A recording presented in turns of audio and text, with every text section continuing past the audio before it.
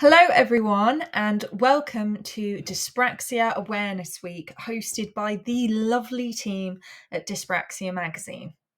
Today, we will be focusing on dyspraxia and how it appears in the workplace. So let's take a look at the agenda for this short but informative talk. So, what is dyspraxia? We're going to go through some common symptoms of dyspraxia, how dyspraxia impacts the workplace, the benefits of hiring employees with dyspraxia, the legal rights and protections, reasonable adjustments in the workplace, creating that dyspraxia friendly environment, making sure that everyone feels safe and happy in their working environment. And we're going to go through a success story as well that goes through the struggles, the challenges, and at the end, what was actioned for one person that has dyspraxia in the workplace and her success story. So first off, hello, my name is Tania and I am a neurodiversity trainer. I am also an accessible marketing consultant, keynote speaker, ADHD podcast host, and ADHD advocate. So why am I talking about dyspraxia today with you? Well, I have ADHD and autism, but I also have undiagnosed dyspraxia, but I am going to go through an assessment. But through my research, through what I teach, I do teach dyspraxia in my workshops as well, and there are a lot of signs that I do have dyspraxia. So it is a real honour today to talk about dyspraxia to you all. What are the challenges? What are the solutions? How to evolve in the workplace to feel comfortable in your working environment as well, and to talk to your managers and your fellow team members as well. So I'm very happy and very proud to be here today talking to you. So what actually is dyspraxia? So it's defined as the developmental coordination disorder, and this affects motor skills, planning, and sometimes cognitive functions. So it is sometimes referred to as DCD, developmental coordination disorder, and is considered a lifelong condition. So dyspraxia is thought to affect up to around 10% of the UK population, and up to 2% of this population has what they call a severe dyspraxia. Science suggests that it's more common in boys, and it actually affecting them 4 times more in boys than in girls. Now, as I just mentioned, dyspraxia can overlap with other conditions, such as attention deficit disorder, ADD, with hyperactivity, ADHD, like myself, dyslexia, and also conditions on the autistic spectrum as well, ASC. So it's really important to know that dyspraxia varies from person to person. And no two experiences are the same, just like how no two brains are the same. So what are the common symptoms of dyspraxia? What does it look like? So they have a mixture of, motor, cognitive, and organizational difficulties. So, such as trouble with balance, fine motor skills, time management, sequencing tasks. But there's also difficulty with spatial awareness, as well. So let's start with motor skill challenges.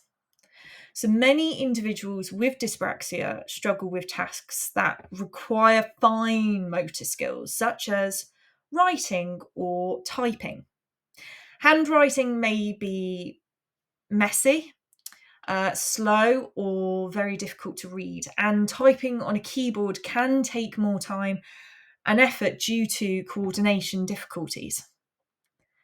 So physical tasks that involve balance or hand-eye coordination as well, like using tools, carrying items, or even walking through crowded spaces, may also be harder to manage. This can make day-to-day activities in the workplace, such as filling out forms, operating equipment, moving around confidently, can be more challenging.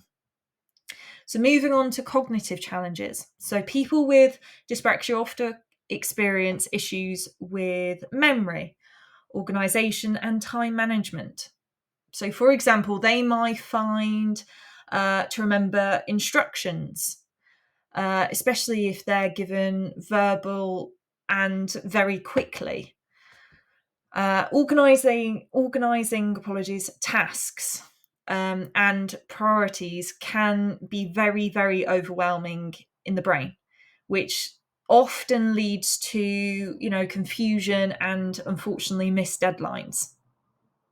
This difficulty in planning can affect how people with dyspraxia approach tasks, particularly when they have to juggle multiple projects or manage shifting priorities.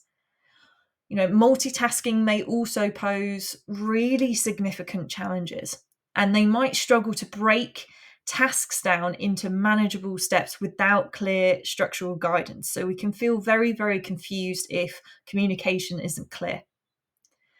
So, in addition to motor and cognitive challenges, there are sensory sensitivities and difficulty with spatial awareness. These areas are the most common that we see. And they also may be more sensitive to noise, bright lights or other sensory inputs, which can make busy office environments feel very, very overwhelming. For example, they might find it hard to filter out background noise, when people are talking in the team and talking over, laptops, just a usual chit chat in the office, that can be very, very overwhelming. And it can sound very cluttered in the brain as well. Spatial awareness issues can lead to difficulty navigating through crowded spaces, leading to many bumps and bruises and accidents that can make them feel really self-conscious.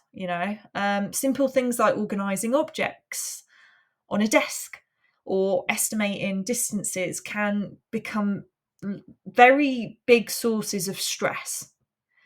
So understanding these symptoms is absolutely crucial in recognizing how dyspraxia can affect daily functioning in the workplace. However, with the right support, many of these challenges can be managed effectively. So moving on to effects of dyspraxia in the workplace.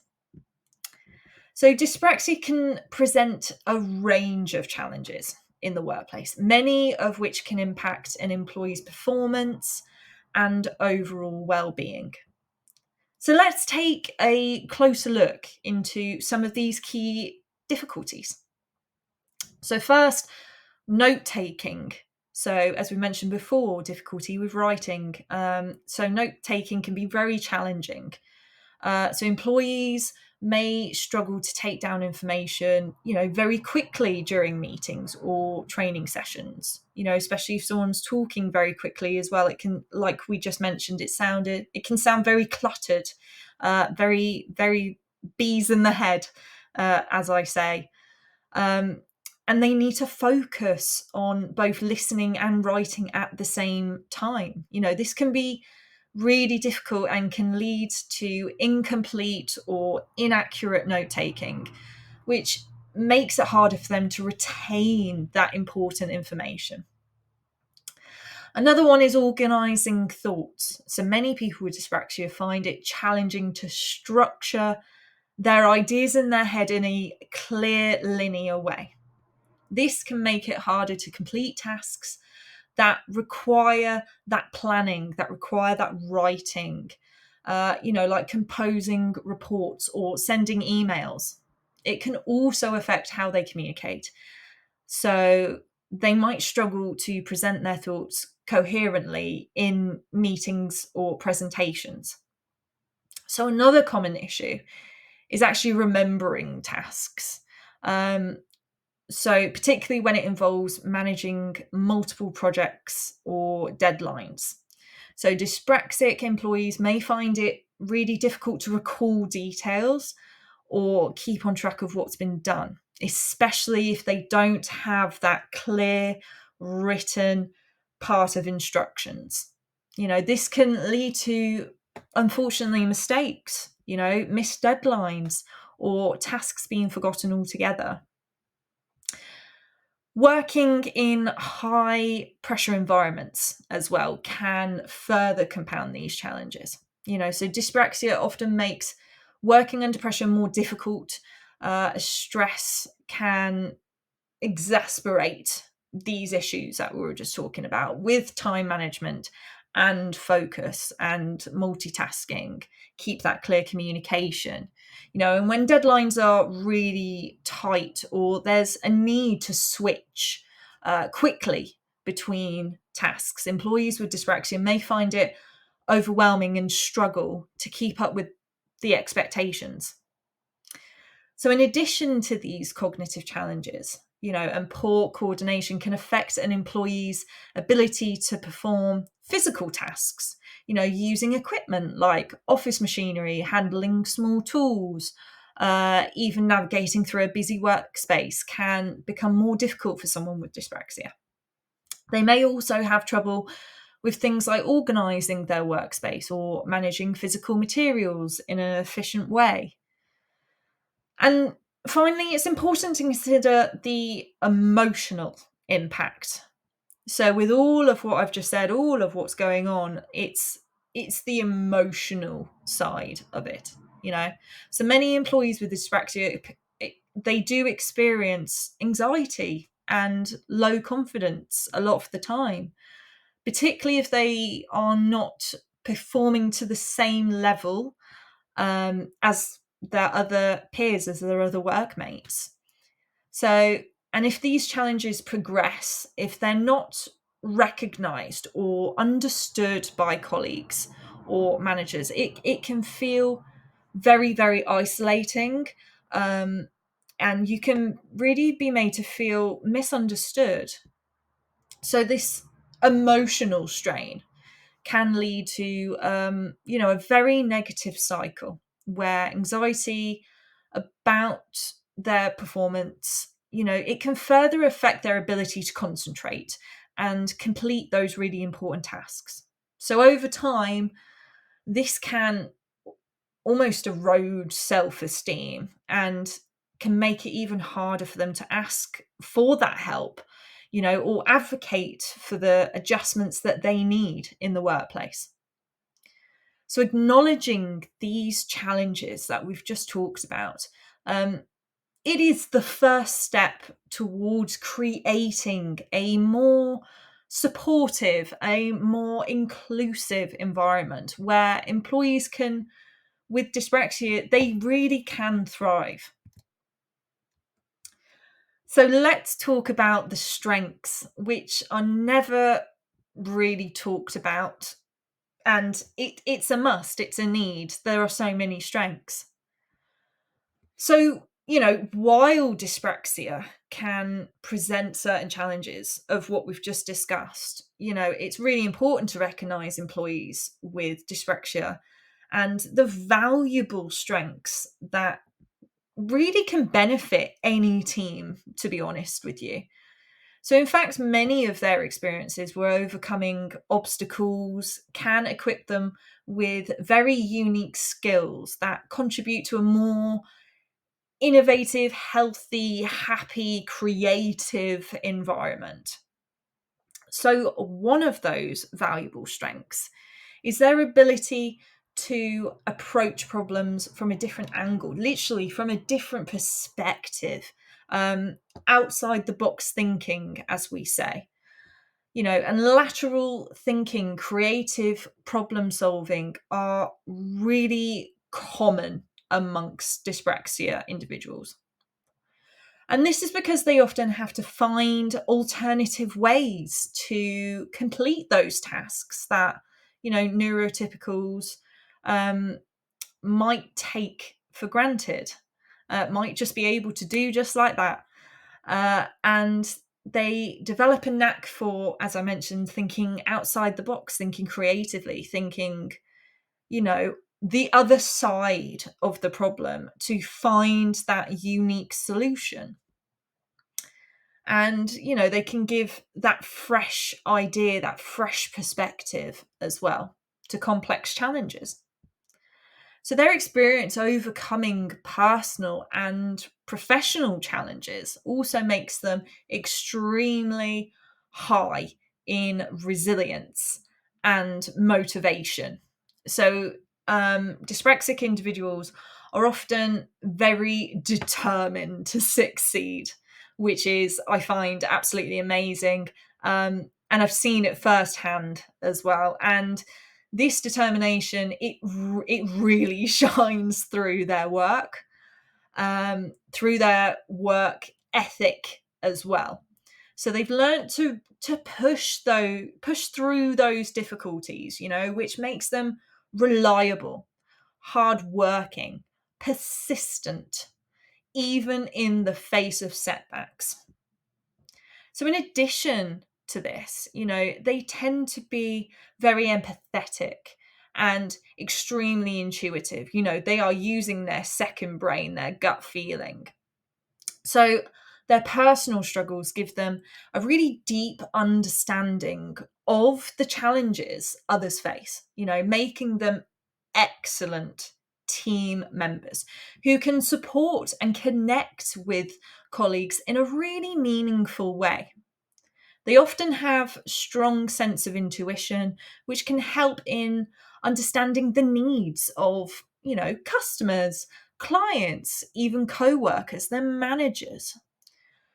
They're also known for their attention to detail as well. So while organizing tasks might be, challenging at times, as we've discussed, many have a unique ability to focus closely on specific details, which is incredibly valuable in roles that require precision. Apologies. So whether it's proofreading documents or analysing analytics or ensuring accuracy in reporting, checking for potential errors, this attention to detail is such a key strength that not many people talk about in terms of dyspraxia.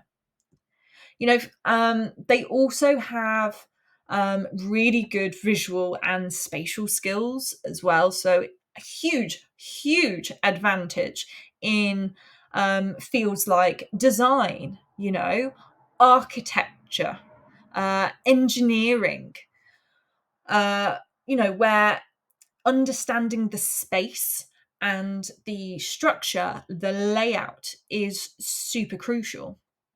So their ability to visualize complex structures and patterns, this sets them apart. Multitasking is another area that they can, truly thrive in. Although time management can sometimes pose as a challenge, with the right tools and support, they can manage really effectively. They also are very good in strategic thinking. They're very good at thinking the bigger picture. And they excel in identifying those goals and creating those strategies to, contribute to long-term planning and innovation in a company. And I want to add their tenacity as well. So dyspraxic individuals, they do not give up easily. They've got a really strong sense of purpose and are very determined to meet their goals, when they have gone through the challenges that they have, it builds up that resilience, as I mentioned before. And overcoming difficulties, it naturally makes you a more resilient person. So by focusing on these strengths, we can see that employees with dyspraxia, they have so much to offer that is still not talked about, still not celebrated enough. Their resilience, their creativity, their unique perspective, it really is something to celebrate. But I think we're in a world where, thinking negatively is so much more easier than thinking positively. But it's important. It's important to know these strengths. So the legal protections for employees with dyspraxia. In many countries, dyspraxia is recognised as a disability, which it is under a certain law. I was about to say laws. There are a few bills going through Parliament right now for neurodivergence, which is lovely to see. Whether they will be approved, ask me again another day. But it does mean that employees with dyspraxia are entitled to legal protections in the workplace. So in the UK, our protection is from the Equality Act 2010. And in the States, it falls under what is called the Americans with Disability Act, which is ADA. So these laws ensure that individuals with dyspraxia are protected from discrimination in employment, basically. And it is considered a disability under these regulations because it has substantial and long-term impact on a person's ability to carry out normal day-to-day activities. So employers are legally required to provide reasonable accommodations and adjustments to employees with dyspraxia under, as we can see on the screen, the Equality Act 2010.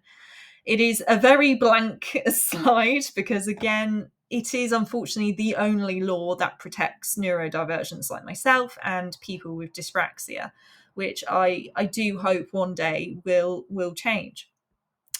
But this means employers must make those adjustments in the workplace to ensure that dyspraxic individuals can work effectively. And they're not put as a disadvantage compared to non-disabled colleagues, neurotypicals.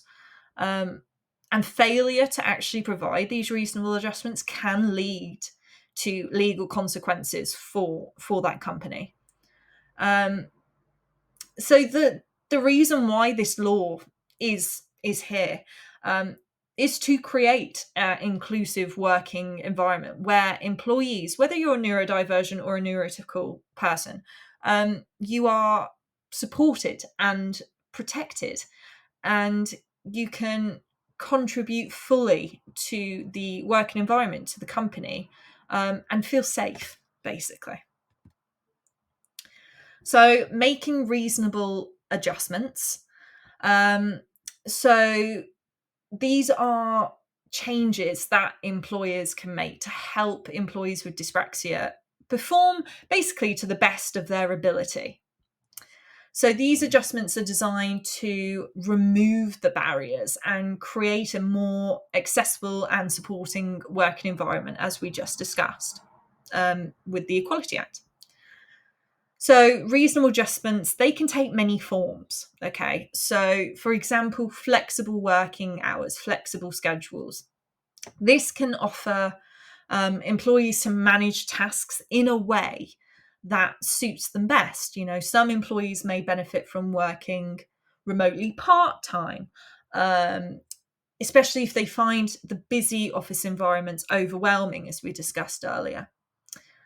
Another adjustment is the use of assistive technology. So, for example, speech-to-text software. This can really help employees who struggle with typing or writing. There's task management apps that can really break down projects into smaller, manageable steps that can also help with organization. So I use Trello and Monday.com that can really help with my neurodivergence. So another employer adjustment that can be made is adjusting deadlines, or give employees, that extra time to complete certain tasks. This can, basically reduce stress, reduce that pressure that comes with time constraints. And this ensures that dyspraxic employees have that time that they need to produce that high quality work. In some cases, physical accommodations are necessary. These can include providing ergonomic desks, alternative keyboards, or other equipment that helps employees with motor coordination difficulties.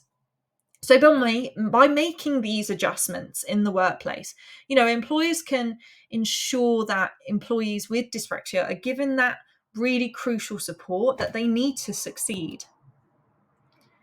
So how do we make a dyspraxic friendly environment? So inclusivity goes, beyond legal requirements, okay? It's about building a workplace culture where everyone, whether you're neurodivergent, whether you're neurotypical, where everyone can feel supported and valued.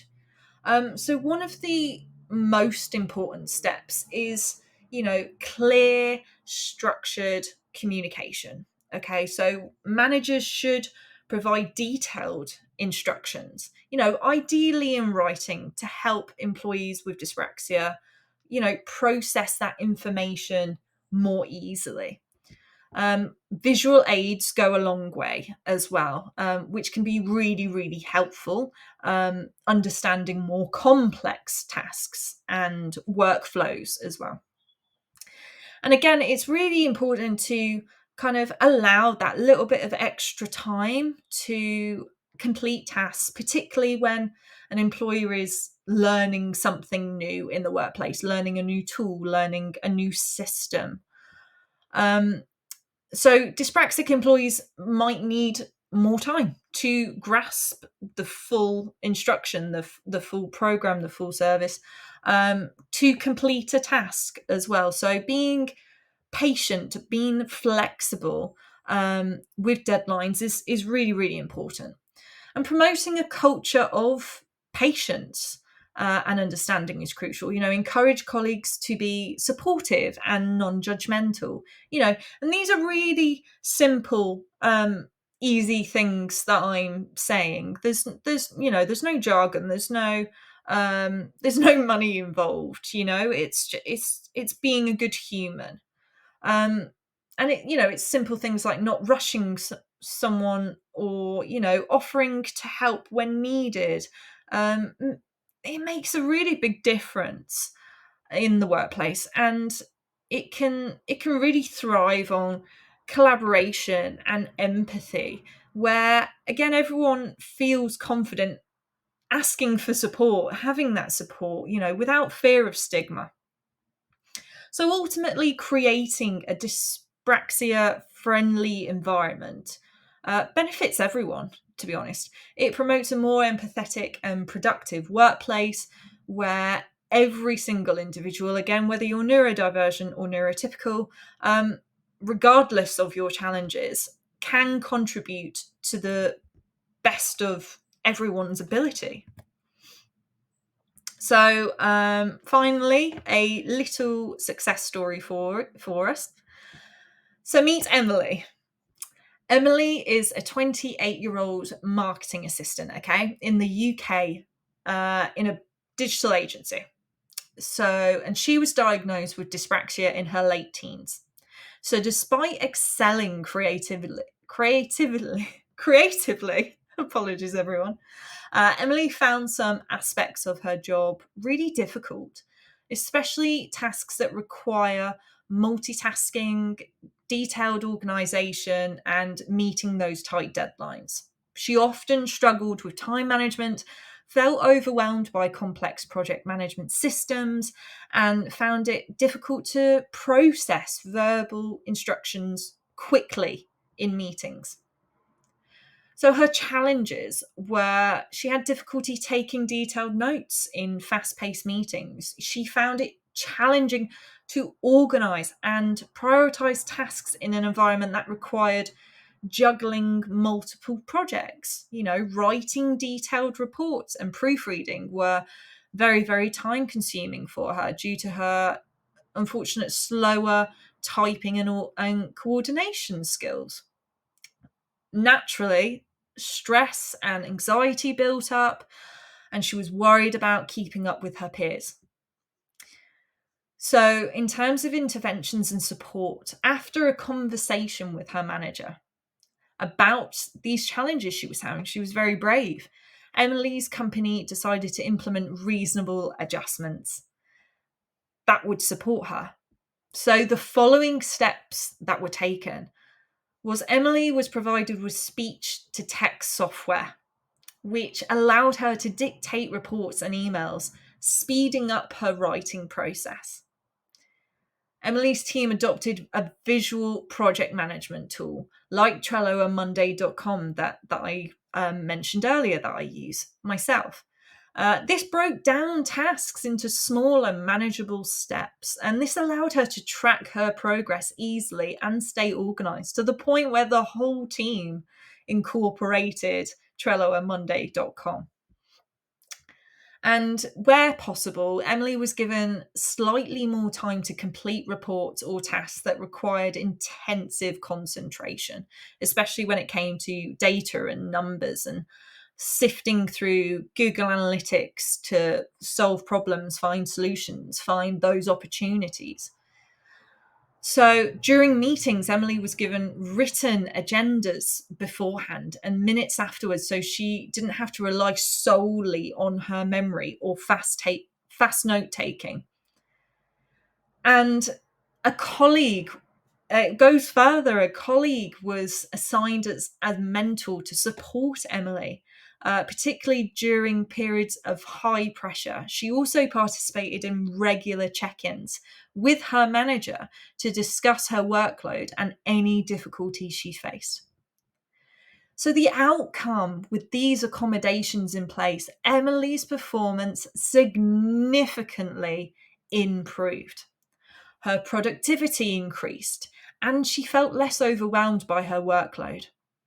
Using visual task management tools, this helped her stay on top of all the projects without feeling disorganized. The speech to text software reduced her stress when writing reports, allowing her to focus more on creative aspects of her role. Her confidence and her self-esteem improved, and she felt more confident communicating her needs to her manager and her colleagues. And her manager also benefited from her enhanced creative contributions and a new sense of engagement. She was a whole new Emily. By making small but significant adjustments, the company was able to retain a highly valuable employee, improve team morale, and create a more inclusive working environment for everyone. Emily's performance and morale improved once the right support was in place, which included sensory sensitivities and difficulties with spatial awareness, completely gone, completely managed and supported. So there are some details on the screen right now. So please feel free to take a quick screenshot of this page right now to make sure you have that information with you when this video ends in just a couple of seconds. So that's it from me. Thank you so much for joining me in learning more about dyspraxia, how it appears in the workplace. And I'm going to now pass it on to the next professional hosting, And I really hope you enjoyed the rest of this Dyspraxia Awareness Week event hosted by Dyspraxia Magazine. Thank you again so much. Bye for now.